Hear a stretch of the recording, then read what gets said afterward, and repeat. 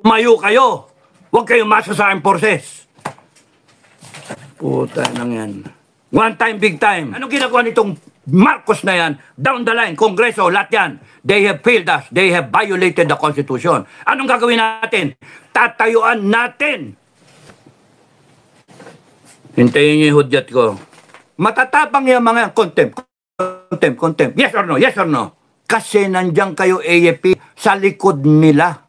PNP, nandiyan kayo sa likod nila. Subukan yung mawala kayo dyan at magbigay kayo ng statement.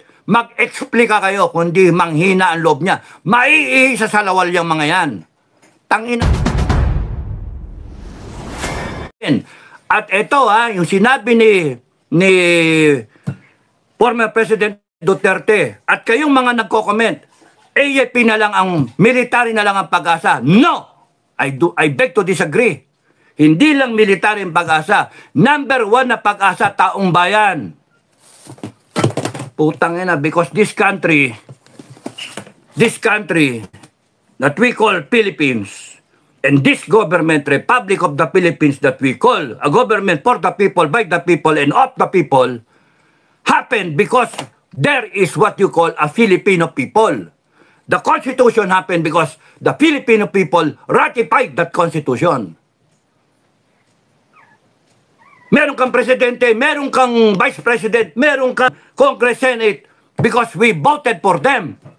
Wala sila kung wala ang taong bayan. All authority emanates from the Filipino people. Kaya kayo mga kababayan, lahat kayo mga Pilipino na nag-iisip sa future ng bansa natin, tumayo kayo. Huwag kayong masa sa aking forces. Puta nang yan. One time, big time. Tangin nang yan. Panay ngak-ngak. Wala naman mangyari. One time, big time. Handa ba kayo mamatay kayo para sa bansa nyo? O panay salita lang? Handa ba kayo?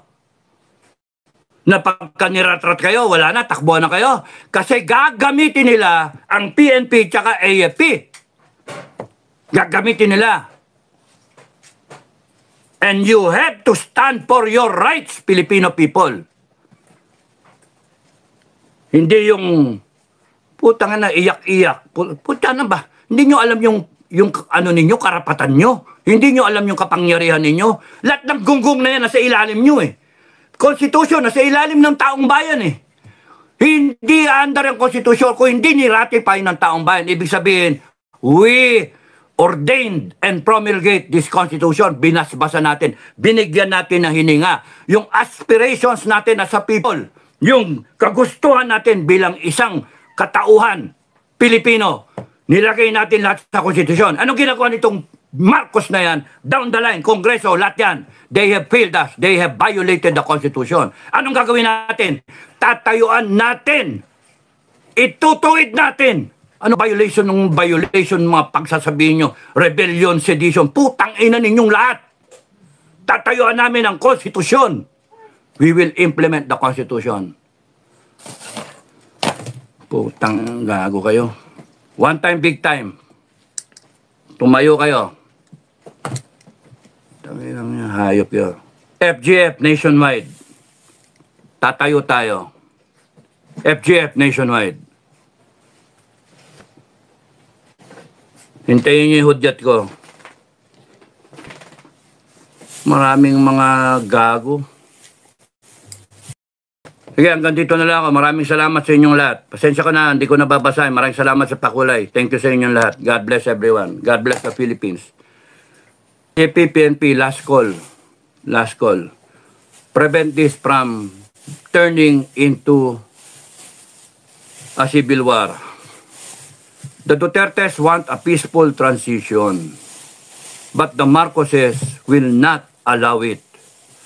They will use the armed forces and the PNP to suppress the people's initiative, to suppress the rights of the people. Nasa inyo yun eh. Hindi lang AFP, hindi lang military o police ang pag-asa ng taong bayan. Kayo mga kababayan ang pag-asa ng bansang Pilipinas. Kayo. 119 million Filipinos. Magpapadikta tayo sa ilang politiko? Magpapadikta ba tayo? Ha? Magpapasuppress tayo sa 200,000 pulis na ginagamit nila? Hindi naman lahat yan tarantado. Maraming mababait sa pulis. Kaya yung pulis, sinasabi ko ay suggest you wear a white ribbon. Kayong mga magrarally, you bring a white ribbon at ibigay nyo sa pulis. No? We want peaceful transition. We have to do this because we are trying to save the country. We are saving the country. Sabi ko nga kaya ganyan yung mga yan, ang lalakas ng loob ng Kongreso kasi alam na alam nila, nabili na kayo AFP, nabili na kayo PNP. Putang inang mga yan. Kaya ang lalakas ng loob niyan, ang sisiba. Pero subukan ninyo, bumaliktad kayo bigla. Kita nyo kung di nag-alisan yan. At ang instructions ko sa inyo, AFP, PNP, the moment mangyari ito, huwag nyong papayagan lumabas sa bansa yung mga hinayupak na animal na yan. Litisin natin silang lahat. At lahat na ninakaw niyan, ibalik natin sa gobyerno. Balik natin sa taong bayan. Tanginan niyo mga yan ang tatapang kasi alam nila kayo, mga PNP tsaka AFP, ha? Solve na kayo. Nabusog na kayo. Ha? Nabili na yung mga nasa itaas. Kung meron pang natitirang matitino dyan, kung gusto nyo, lahat kayo buo, doon kayo sa taong bayan. Pero kung hahayaan nyo ito na mangyari, wala na. Kami sa FGF, hindi kami papayag na mangyari yan. Sinasabi sa inyo, kami ang insurance. FGF ang insurance. Binibigyan namin kayo ng pagkakataon, PNP and AFP, to rise up to the occasion, the challenges of this time. Kaming mga retirado, putang ina nyo, matatanda na kami. Putang ina nyo, matatanda na kami. Hinayo pa kayo. Nirarayom na. Marami sa amin, 75 plus na. Mga senior ko pa no? Malapit nang amagin kami. Malapit na kaming bulati na lang katapat namin Putang naman, 75 na, pero pumapayag na magpakamatay. Para sa bansa. Ultimo yung mga MNLF, ultimo lahat ng mga armado nagsama-sama. Under FGF. Affiliated sa FGF. Bakit? Worried sila sa Pilipinas. Because this is the only country meron sila. Mahirap intindihin yun. The Philippines is the only country that we have. And we better fight for it.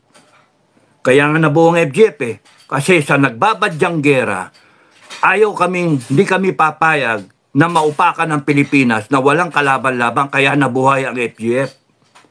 Tapos ngayon, lintik, papayag ang armed forces na babuyin tayo ng gusto.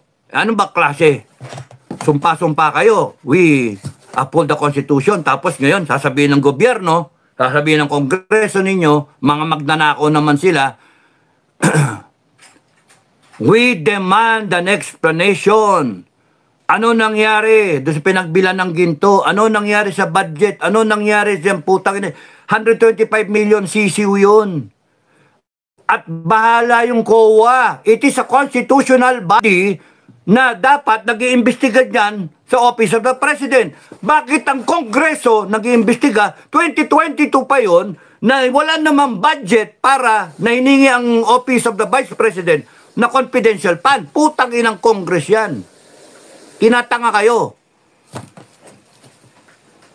Gago ang Congress natin. Matatapang yung mga contempt. Yes or no? Yes or no? Kasi nandiyan kayo AFP sa likod nila.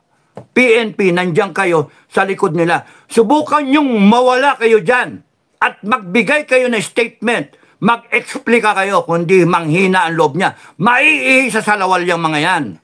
Tangina mga yan. At huwag kayong matatakot. Huwag kayong matatakot.